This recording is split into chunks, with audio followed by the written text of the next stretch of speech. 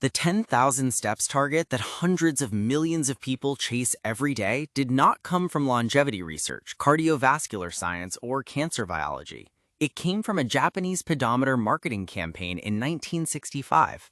The device was called Manpoke, which literally means 10,000 steps meter.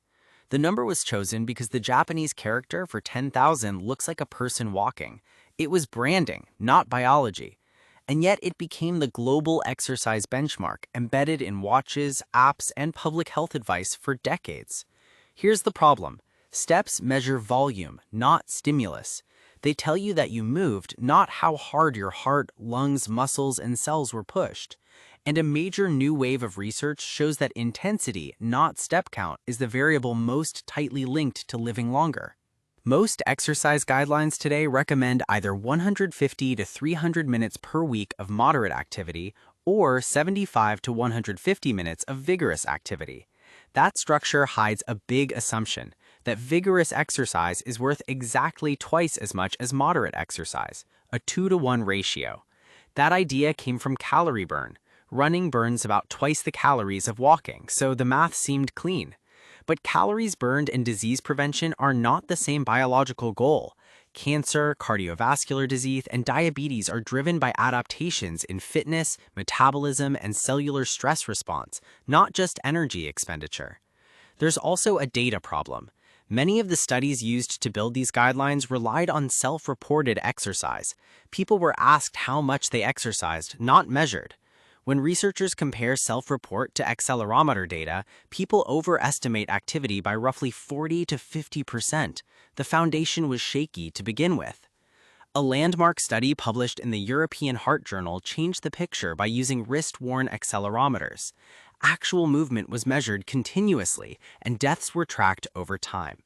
Activity was classified as light, moderate, or vigorous, and researchers asked a simple question. How many minutes of each intensity produced similar reductions in mortality risk?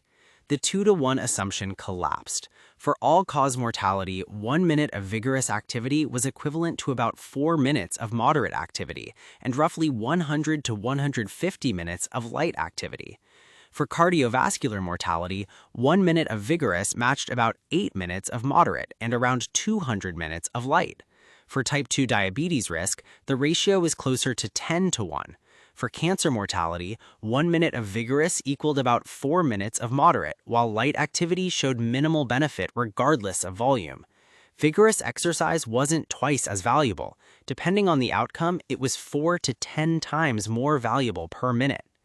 The second finding matters just as much. Those minutes didn't need to be consecutive. Because accelerometers were worn all day, the data captured short bursts of hard movement, sprinting upstairs, rushing to catch a bus, playing tag, a 1-minute uphill push. These counted, and they added up. A separate Nature Medicine study in 2022 focused on people who did no formal exercise. Women who accumulated just 3.5 minutes per day of vigorous incidental activity had 40% lower cancer risk than those doing under 1 minute. Around 9 to 10 total minutes per day spread in short bursts was linked to roughly 50% lower cardiovascular mortality. So what does vigorous actually mean? In these studies, it's defined by movement speed and acceleration.